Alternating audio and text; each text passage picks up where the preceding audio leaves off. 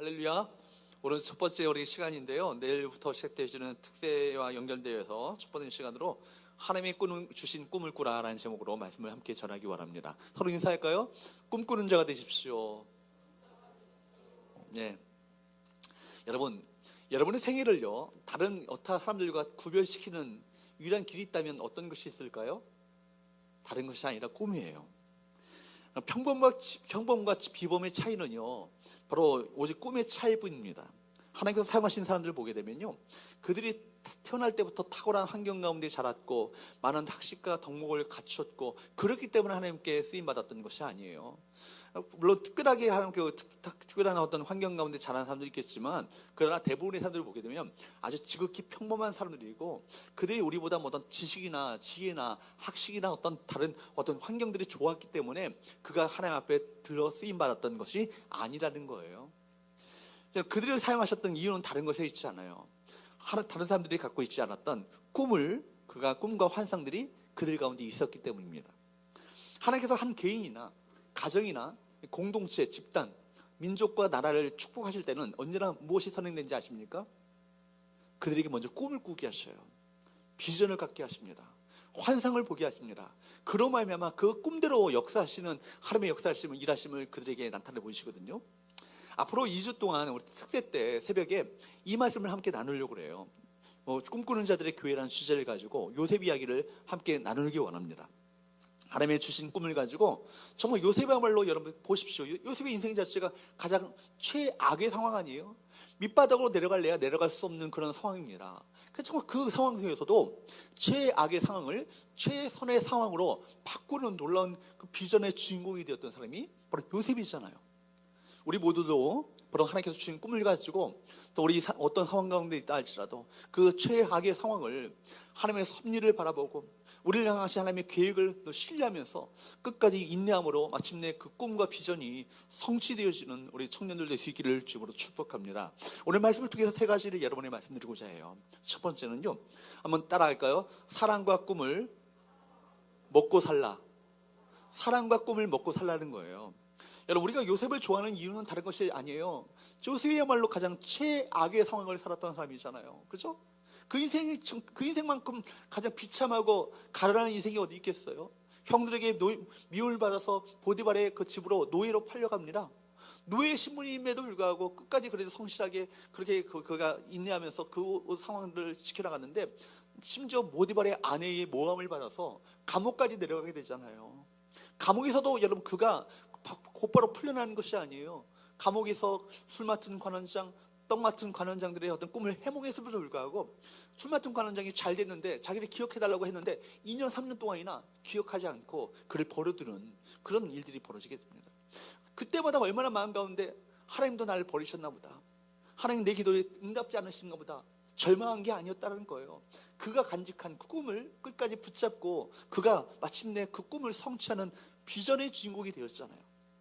그러니까 여러분, 그의 나이 17세 때 하나님이 주신 놀라운 꿈, 오늘 본문의 말씀 보니까 하나님께서 그에게 꿈을 주셨던 나이가요 17세예요. 17세 때 꿈을 주셨는데, 그러니까 우리 세는 나이로 말하면 18세, 19세 정도 되겠죠. 만 나이니까. 우리 청년들과 그렇게 나이 차이가 많이 나지 않는 시대예요. 꿈을 주셨는데 꿈을 어떻게 해요? 바로 결국 그 꿈을 그가 믿음을 가지고 간직하고 믿음을 가지고 그것을 붙잡고 살아갑니다. 그러니까 그에게, 요셉에게 있어서 꿈은요, 그 삶의 중요한 모티브가 되었어요. 그 삶의 중요한 전환점을 만날 때마다 언제나 이 꿈이라는 모티브가 등장하게 됩니다. 적어도 요셉에게 있어서 하나님께서 주신 꿈은요, 다른 11명의 그 형제들과 다른 인생을 살게 만들었고, 그 꿈으로 말미암아 정말 그 최악의 상황이 최선의 상황으로 바뀌어지는 드라마틱한 주인공이 되도록 만들었던 그 모티브가 뭐예요? 하나님에게 그에게 주셨던 꿈이라는 거예요. 오늘 본문은 이렇게 시작합니다. 1절과 2절 말씀을 보도록 할까요? 1절과 2절 말씀을 읽어보도록 합니다. 시작.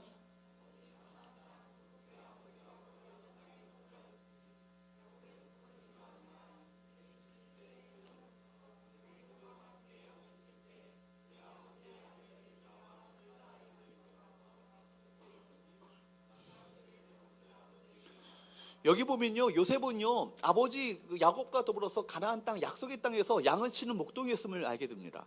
근데 여러분 보세요, 그 어렸을 때 환경이요, 그가 좋았어요? 좋지 않아요, 사실은.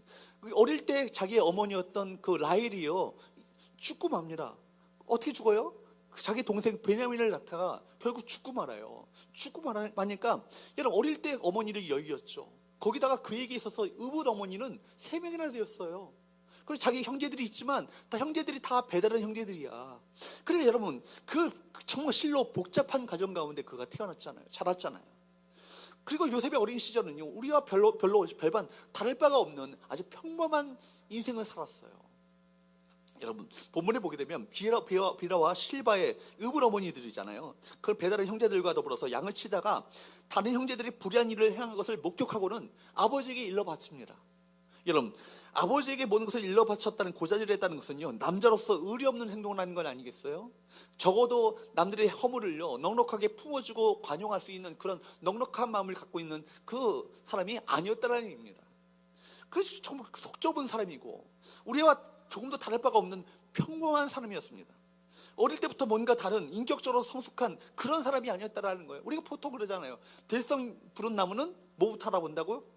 떡잎부터 알아본다. 그런 인생이 아니었다라는 거예요. 뭐 별별로 없고, 속 좁고, 아주 아버지 어떤 형제들의 일들을 아버지에게 고자질하는, 어떻게 보면 정말 어떻게 보면 좀 아량이 없는 그런 사람이었던 것이죠. 그런데요, 그런데도 불구하고 그가 놀라운 위대한 인생을 하게 되었던 과연 그 이유가 무엇인가? 여러분, 무엇이 요셉의 삶을 위대하게 했을까요? 여러분, 여기서 우리가 참으로 신기한 것은요, 어떻게 야곱과 같은 그 인생에서 요셉과 같은 위대한 인생이 나오게 되었는가? 이게 의아합니다. 신기합니다. 여러분 아시는 것처럼 야곱은 어떤 사람이에요? 속이는 자예요. 사기꾼이에요. 빼앗는 자입니다. 말 그대로 여러분, 그 속이는 자요, 빼앗는 자가 바로 야곱의 인생 아니에요. 형 에서에게 돌아갈 장자권, 그 축복을 가로챘던 사람이 바로 야곱입니다. 심지어 그 축복을 가로채고 나서 아버지를 속이고 결국 그 축복 기도를 받게 되잖아요. 그로 말미암아 그 집을 떠나 얼마나 방랑하는 인생을 살게 됩니까? 여러분, 그런데 그렇게 말 그대로 야비하고 정말 어떻게 보면 파렴치한 사기꾼적인 인생을 살았던 사람이 야곱인데, 근데 그런 야곱에게서 요셉이 나왔다는 것은 참 놀라운 일이 아닐 수 없는 것이죠. 그러므로 우리가 어떤 경우에도요, 자란 환경이나 부모님 탓하면 안 돼요. 우리 청년들 보세요. 부모와 상관없이, 그리고 자란 가정 환경과 상관없이 요셉처럼 될 수 있다, 이것을 성경 우리에게 말씀하고 있잖아요. 여러분, 부모님이 여러분을 어렵게 했고요, 가정 환경이 가난하고 심지어 이렇게 복잡한 가정 환경 가운데 있다 할지라도 그런 환경을 극복할 수 있다라는 것을 요셉의 인생을 통해서 우리 주님은 말씀하고 있는 거예요. 다시 묻습니다. 여러분, 무엇이 요셉으로 하여금 모든 환경을 극복하게 만드는 위대한 인생을 살게 하는 그걸 원동력이 되었습니까? 뭐예요?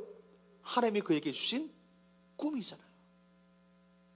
여러분, 그의 위대한 삶은요, 환경에서 나온 게 아니에요. 아버지께로부터 배운 게 아니라고요. 그의 요셉의 위대한 삶은요, 하나님께서 그에게 주신 꿈 때문이었습니다. 하나님의 주신 꿈은 그로 하여금 그 복잡한 가정 환경을 이기도록 만들었고요, 최악의 상황에서도 최선의 상황으로 바꾸는 놀라운 비전의 주인공이 되도록 만들었다는 겁니다. 그러므로 꿈이 있는 자에게는요, 미래가 있다는 사실을 기억해야 돼요. 따라합시다. 꿈이 있는 자에게는 미래가 있다. 믿으세요? 아멘. 여러분, 더군다나 오늘 본문에 보게 되면 아버지 야곱은요, 요셉을 편애합니다. 3절과 4절 한번 보도록 할까요? 3절과 4절 같이 한번 읽어보도록 합니다. 시작. 요셉은 노년에 얻은 아들이므로 이스라엘의 여러 아들들보다 그를 더 사랑함으로 그를 위하여 채색옷을 지었더니 그의 형들이 아버지가 형들보다 그를 더 사랑함을 보고 그를 미워하여 그에게 편안하게 만날 수 없었더라. 이 말씀을 사실 보게 되면요, 요셉에게 문제가 있는 게 아니라 누구에게 문제가 있어요? 아버지 야곱에게 문제가 있어요. 아버지 야곱이요, 요셉을 편애합니다. 편애해가지고요, 여러분 보세요. 요셉에게만 뭘 입혀줘요? 채색옷을 입혔어요. 그 당시에 명품 옷을 입힌 거야. 다른 형제들은 다 구루마 옷을 입히는데, 그죠? 싸구려 그 짝퉁 옷을 입히는데 그 요셉만큼은 병품 옷을 입히고 좋은 옷을 입혔다는 거예요. 여러분, 이 사실 자체가 얼마나 그 다른 형제들이 아버지가 그를 편애하는 것을 보면서 그를 더 미워하게 만들었고, 그에게 말도 함부로 하게 되시는 그런 결과를 낳게 됐다는 거예요. 야곱이요, 요셉을 편애한 것은요, 인간적으로 이해할 수 있어요. 왜 그래요? 여러분, 야곱이 가장 사랑했던 그 4명의 부인 중에서 누굴 가장 사랑했습니까? 라헬을 가장 사랑했잖아요. 요셉이 누구에게 나온 아들이에요? 사랑하는 그 여인 라헬에게서 나온 아들이에요. 심지어 근데 그 아들, 요셉이 사랑하는 아들, 아내 라헬을 통해서 낳은 아들인데 어머니가 심지어 죽고 말아요. 그러니까 다른 형제들은, 다른 아들들은 다 어머니가 있는데 요셉은 어머니가 없어요. 그러니까 더 마음이 가지고, 더 그 신경 쓰이고, 더 안타까운 마음을 가지고 그를 더 챙겼을 것입니다. 그러나 그 결과는 뭐예요? 형제들의 미움을 받게 되시고 가정에 불화를 가져오게 만들었다는 거예요. 편애는요, 어떤 경우에서도 자녀들에게 갈등을 줍니다. 여러분, 물론 부모도 인간인지라 더 마음이 쓰이고 마음이 가는 자녀들이 있어요. 그렇지만 부모들이 꼭 기억해야 될 것은요, 여러분 앞으로 우리 자녀를 앞으로 결혼하게 되시고 가정을 이룰 우리 청년들 아니에요? 부모가 장차 될 우리 예비 부모들인데, 부모가 가져야 될, 기억해야 될 분명한 사실은요, 자녀들을 아무리 마음이 가는 자녀가 있다 할지라도 대할 때는 똑같이 대해야 한다. 편해서는 안 된다. 이 사실을 우리 모두가 기억해야 합니다. 여러분 자녀를 똑같이 사랑하고 나눠주어야 되는 거예요. 근데 여러분, 이 본문을요, 저는 다른 각도로 야곱의 그 편애를 보고 싶습니다. 배다른 형제들의 그 입장에서 보게 되면 아버지 야곱의 편애는요, 몹시 불편한 것이었어요. 그죠? 마음 가운데 박탈감을 느끼도록 만드는 상처의 원인이 되었어요. 반면에 그러나 요셉의 입장에서 본다면 그 놀라운 일이었어요. 요셉은 아버지로부터 특별한 대우를 받았거든요. 아버지가 자신을 특별하게 대해줄 때 아버지에 대한 요셉의 감정은 어땠을까요? 아버지는 모든 것을 다 용납해 주시고, 내가 어떤 잘못을 저질렀나 할지라도 잘못을 용서해 주시며 나를 사랑해 주시고 감싸 주실 수 있는 그런 분이라는 사실을 그가 마음 가운데 확신하지 않았겠습니까? 여러분, 그래서 이 사랑받는 이 건강한 자존감을 갖는 것이 굉장히 중요하죠. 아버지가 나를 사랑하신다는 것은 확실하다, 그것은 의심할 여지가 없다, 이 사실을 분명히 요셉은 자라면서 확신을 가졌을 거예요. 근데 이게 굉장히 중요하거든요. 부모가 자신을 어떤 경우에도 용서하고 사랑한다는 이 믿음을 갖고 자라는 아이들의 미래는요, 그 아이들의 미래를 그것이 결정한다는 거예요. 건강한 자존감, 건강한 정서를, 사랑받고 있다라는 이 정서를 갖고 있는 것이 얼마나 이것이 중요한 것인가. 여러분, 사랑받고 있다는 것을 느끼는 것만큼 중요한 것이 없는 거예요. 많은 사람이 겪는 아픔은요, 거절감에서 나오는 것이거든요. 많은 사람들이 마음 가운데 상처는요, 거절감령에서 비롯되는 거예요. 부모가 나를 거절하고 사람들이 나를 알아주지 않고 믿어주지 않는다, 이 거절감정이 결국 그 마음 가운데 상처로 자리 잡게 됩니다. 나를 이용했을 뿐이지 진정으로 나를 사랑한 것이 아니었다라는 것을 느끼는 순간 그 인격의 크나큰 위기로 다가오게 되는 거예요. 여러분, 그러나 누군가가 나를 정말 사랑한다, 이 사랑은 정말 진짜다, 이런 믿음이 생기면요, 사람은 변하기 시작해요. 어떤 의미에 있어서 하나님의 사랑이란, 여러분, 하나님의 사랑도 어쩌면 편애라고 말할 수 있어요. 누구를 향한? 우리를 향한 하나님의 그 편애예요. 사랑받을 만한 조건이 여러분 가운데 있습니까? 우리 가운데 사랑받을 만한 자격이 있어요? 그럼에도 불구하고 하나님은 일방적으로 우리를 편애하시고 사랑하시는 그분 아니세요? 어느 정도입니까? 저와 여러분을 살리시겠어? 당신의 가장 소중한 아들이셨던 예수님의 십자가에 못 박아 죽게끔 하시기까지 그 아들을 내어주면서까지 우리를 사랑하셨던 그 사랑을 우리 모두가 지금 받고 있잖아요. 이 사랑은요, 이성으로 헤아릴 수 없고 측량할 수 없는, 우리 이성은 뛰어넘는 사랑이에요. 정말로 편애라고 말할 수밖에 없는 것입니다. 하나님의 사랑은요, 절대로 좌절된 적이 없어요. 만약 하나님의 사랑이 좌절된다면, 우리를 사랑하시는 하나님이 어느 날 우리 보고, 너 도저히 안 되겠다, 내가 더 이상 너 이제는 사랑할 수 없겠어, 이렇게 말씀하신다면 우리 어떻게 되겠어요? 그 순간 우리가 어떻게 되겠어요? 생각해도 끔찍합니다. 그러나 염려하지 마세요. 하나님은 결코 저와 여러분들을 포기하지 않으세요. 성경에 보면 우리를 사랑하실 때 끝까지 사랑하시다. 요한복음에 보면 예수님도 그 당신의 그 제자들을 사랑하실 때 끝까지 사랑하신다는 말이 있고요. 스바냐서 여러분 잘 아시는 말씀이잖아요. 3장 17절 말씀에 보면은 이렇게 말씀하세요.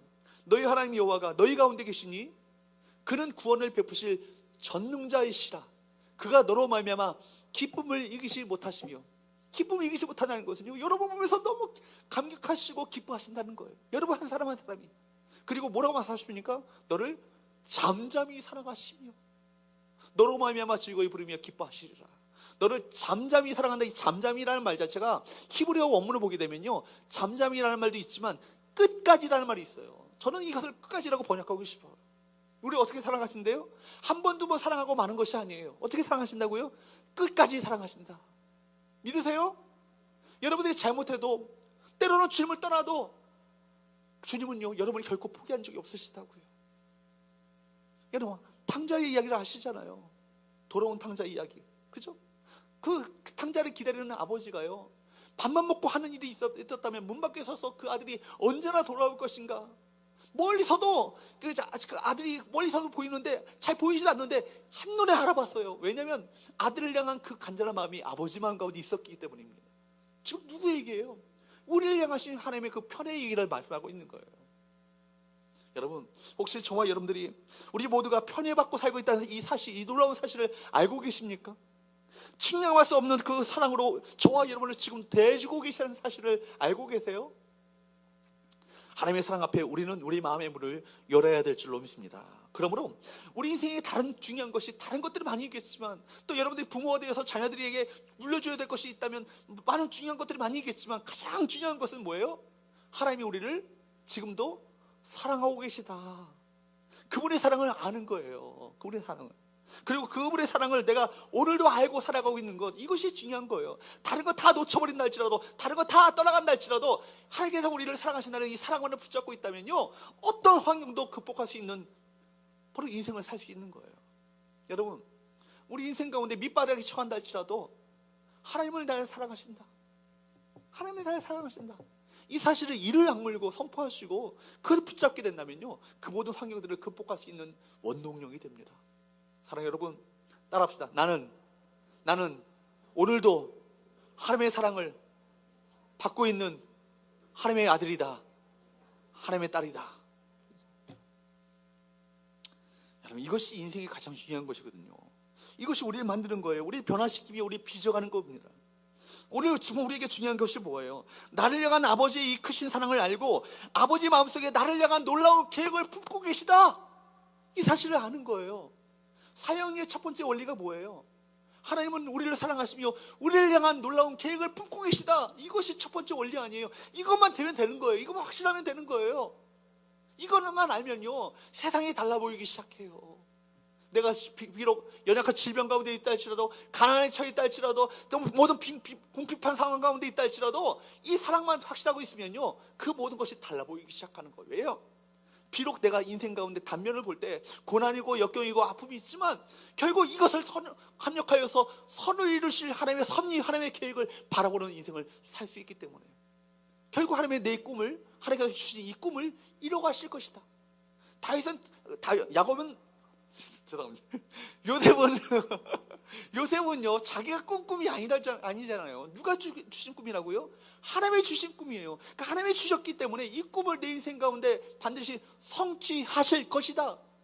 하나님의 계획과 섭리를 그가 확실하고 믿었던 거예요.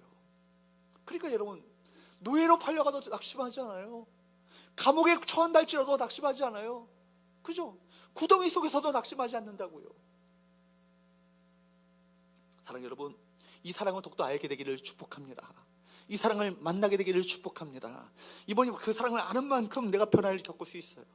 그러므로 이번 사순절 특별 새벽기도회 때 우리 청년들과 함께 나오셔서 이 바로 그 주님의 사랑을 더 깊이 알고 그 사랑을 직접 체험하며 경험하는 복된 역사가 우리 모두에게 있게 되기를 주님으로 축복합니다. 두 번째는요, 따라합시다. 요셉의 꿈은 누가 주신 꿈이라고요? 하나님이 주신 꿈이에요. 여러분, 요셉이 갖고 있었던 꿈은요, 자기 자신이 만들어내는 것이 아니라 하나님이 일방적으로 그에게 주신 꿈이었어요. 6절부터 9절까지 말씀을 보도록 합니다. 같이 한번 읽어보도록 할까요? 시작. 요셉이 그들에게 이르되 청하건대 내가 꾼 꿈을 들으시오. 우리가 밭에서 곡식단을 묶더니 네 단은 일어서고 당신들의 단은 네 단을 둘러서서 절하더이다. 그의 형들이 그에게 이르되 네가 참으로 우리의 왕이 되겠느냐, 참으로 우리를 다스리게 되겠느냐 하고 그의 꿈과 그의 말로 말미암아 그를 더욱 미워하더니 9절. 요셉이 다시 꿈을 꾸고 그의 형들에게 말하여 이르되 내가 또 꿈을 꾼즉 해와 달과 열한 별이 내게 절하더이다 하니라. 보세요. 요셉이 꿨던 꿈은요, 두 종류의 꿈이에요. 하나는 뭐예요? 여러분 곡식단을 밭에서 곡식단을 묶는데 자기가 묶었던 곡식단이 벌떡 일어나고요, 나머지 곡식단이 다 그 앞에 어떻게 해요? 절하는 거예요. 여러분 이런 꿈을 꿔요. 두 번째 꿈은 뭐예요? 해와 달과 별들이 있는데 별들은 11개 별이야. 근데 해와 달과 11개의 별들이 다 자기를 향해서 뭐예요? 절하는 꿈이에요. 이 두 종류의 꿈을 꿨어요. 여러분 좀 상식에 맞지 않는 꿈이잖아요. 여러분 근데 여러분 형제들이 자기에게 와서 절을 하고 심지어 부모가 자기에게 절한다? 사실 상식적으로 맞지 않는 꿈입니다. 근데 중요한 것은요, 이 꿈을 누가 꾸게 하셨다? 하나님이 꾸게 하셨다. 하나님이 주신 꿈은요, 이렇게 크고 위대합니다. 마침내 여러분 황당무계한 이 꿈이요, 13년이 지나고 나서 그 인생 가운데 놀랍게 성취되잖아요. 그렇죠? 여러분 평생 요셉은요, 이 꿈을 간직했습니다. 형들의 미움을 받아서 애고의 시위대장 보디발의 집에 팔려갔을 때에도, 심지어 보디발의 아내의 유혹을 거절한 나머지 모함을 받아서 여러분 감옥에 들어갔음에도 불구하고 요셉은 이 꿈을 절대로 놓치지 않았어요. 이 꿈이 있었기 때문에 절망하지 않았다고요. 좌절하지 않았다고요. 그에게는 하나님이 그 가슴속에 심어주셨던 그 꿈이 있었기 때문입니다. 하나님이 주셨던 이 꿈 때문에 요셉은 역경과 모함, 위기 속에서도 살아남을 수 있었습니다. 꿈을 꾸는 사람들은요, 눈이 반짝거려요. 배고파도 반짝거리고 실패도 반짝거립니다. 제가 아는 우리 목사님 가운데, 저랑 친한 목사님 가운데, 저보다는 연배가 위니까 선배 목사님이시죠. 우리 교단은 아니고 통합직 목사님이세요. 신정동에 가면 열방교회라는 교회가 있어요. 거의 2,000명, 어른들만 해도 2,000명 가까이 모이는 교회예요.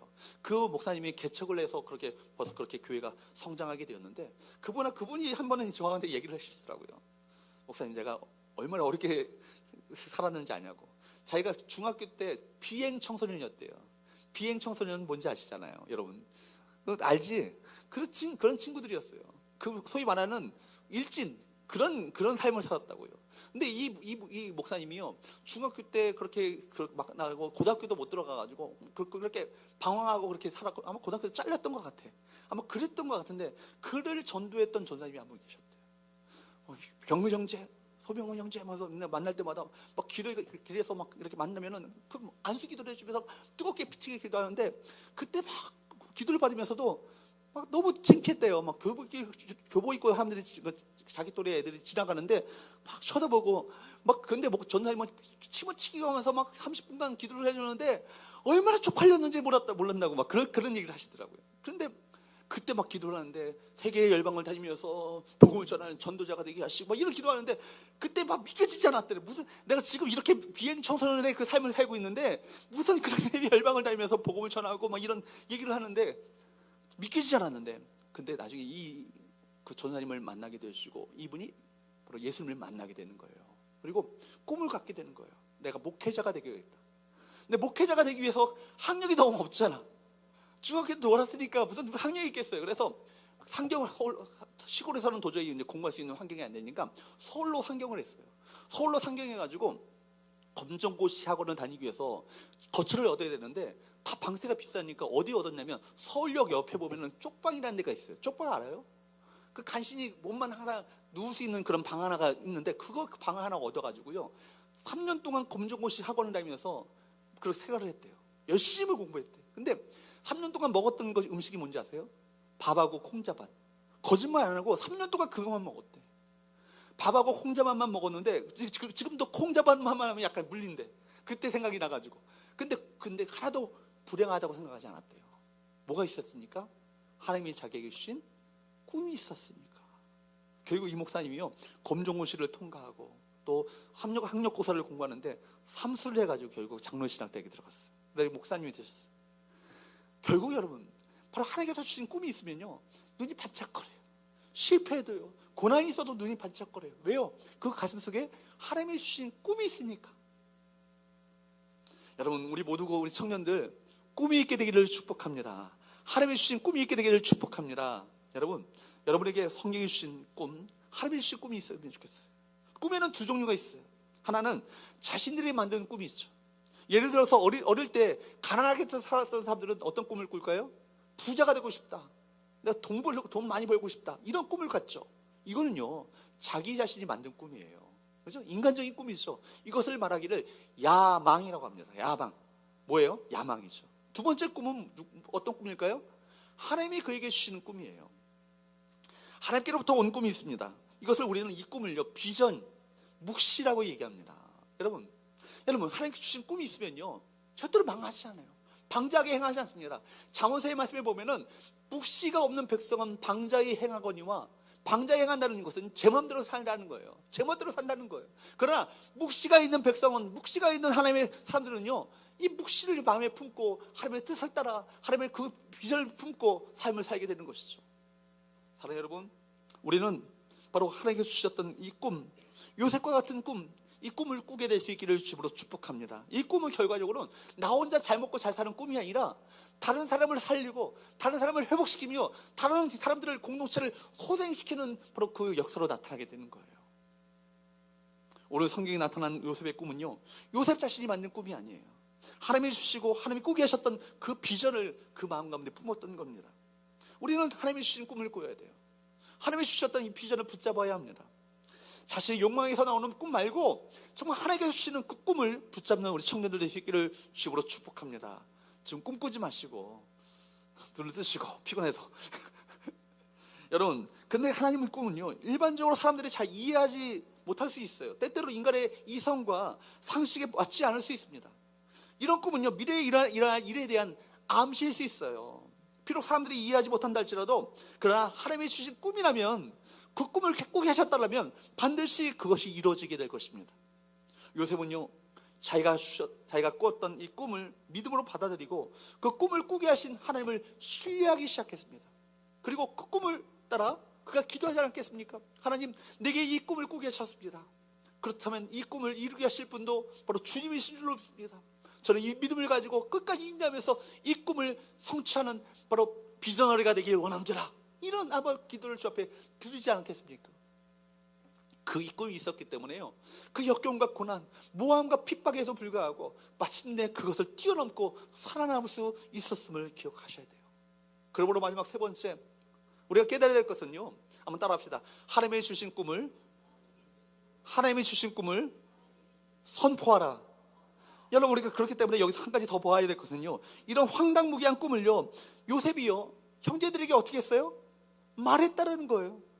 요셉의 나이가 17세예요. 만 나이 17세니까 18살, 19살이에요. 말하자면, 우리 나이로 말하면. 그러니까 여러분, 이런 아마 상식 있는 나이입니다. 이런 말을 해서 자신에게 이럴 것이 하나도 없다라는 것을 알았을까요? 못 알았을까요?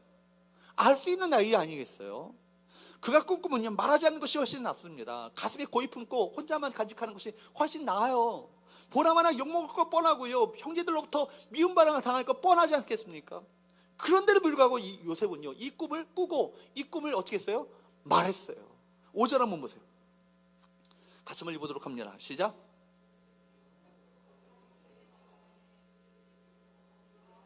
여러분, 요셉의 첫 번째 꿈을 꿨어요. 곡식단들이 다 자기에게 절하는 꿈을 꿨다고요. 이걸 어떻게 했다고요? 형제들에게 말했어요. 선포했어요. 그리고서 또 10절 말씀을 또 읽겠습니다. 두 번째 꿈을 꾸고 나서 10절 시작.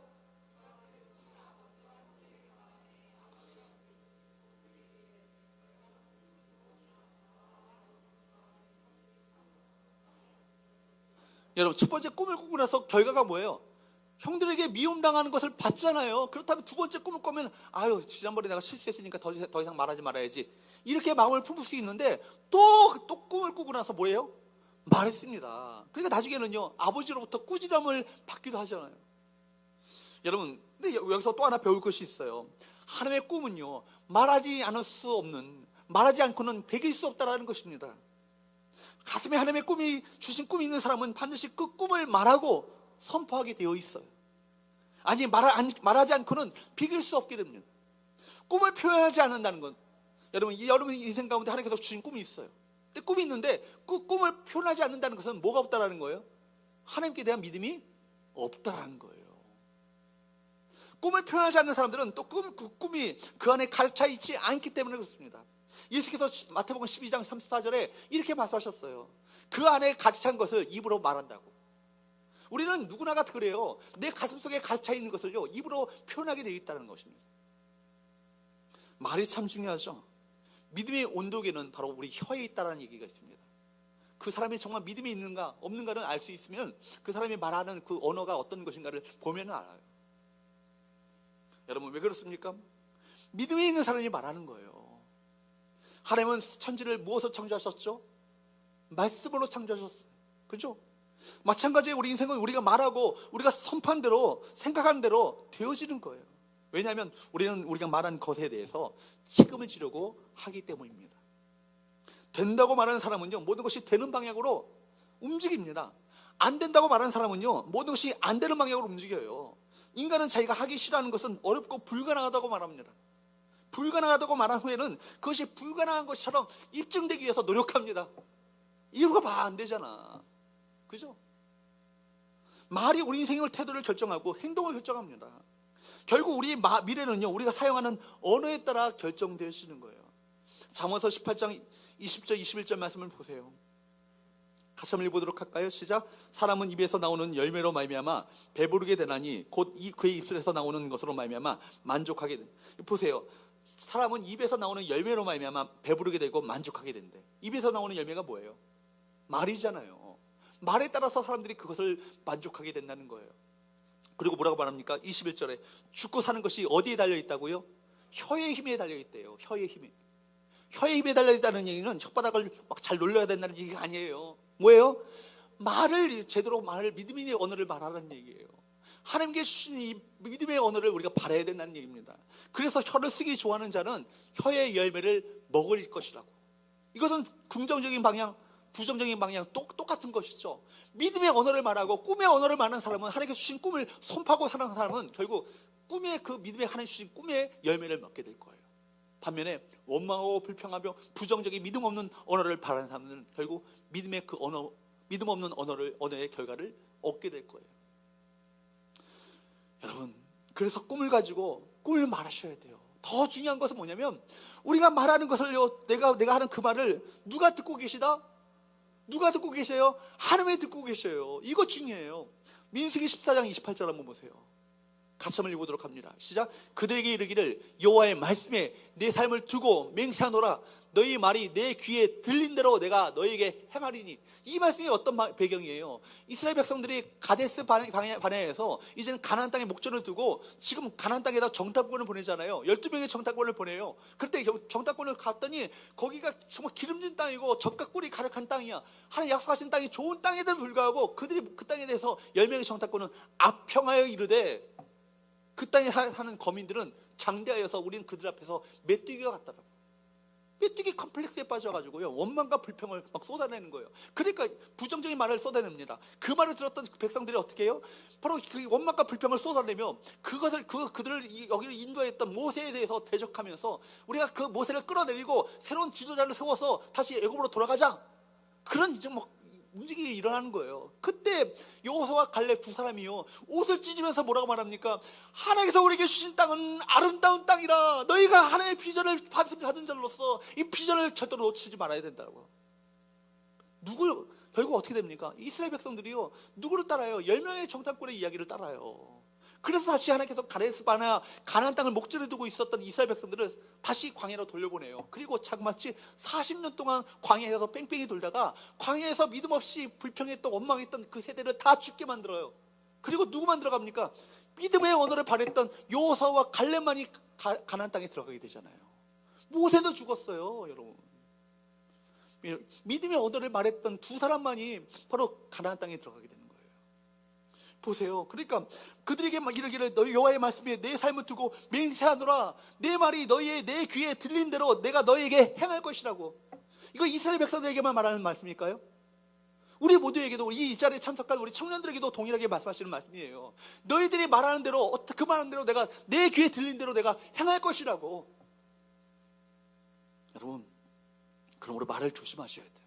그리고 의지적으로 믿음의 언어를 말하시고 하나님께서 내게 허락하신 꿈을 선포하는 인생들 될 수 있기를 축복합니다. 하나님, 우리가 매 순간 하늘 그 말들을 들으시고요, 그 말대로 되도록 역사하시는 거예요. 꿈이 있는 사람은요, 그 꿈을 말할 때 하나님이 들으시고 그 꿈대로 그를 축복하십니다. 꿈을 말하십시오. 꿈을 사람에게 말하고 그 꿈을 누구에게 말할까요? 하나님에게 말하세요. 그게 뭐예요? 기도잖아요. 그죠? 꿈 있는 사람은 그렇기 때문에 기도합니다. 그 꿈을 하나님께 말하는 거예요. 기도라는 마음의 소원을 내 입으로 말하는 건 아니겠어요? 그 나의 꿈이 입으로 터져 나와야 합니다. 여러분, 그럴 때 그 꿈이 진정한 꿈이 되어지고요, 명료하게 되어지고 그 꿈이 확실하게 확정되어지게 되는 거예요. 여러분, 이 꿈을 갖게 되기를 주님으로 축복합니다.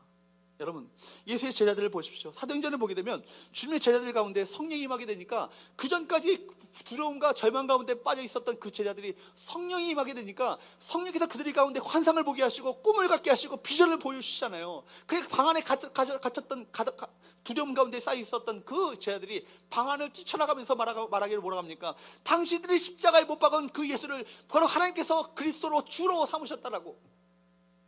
사도행전 2장 36절 말씀이잖아요. 여러분, 그들이 무엇을 보았기 때문에?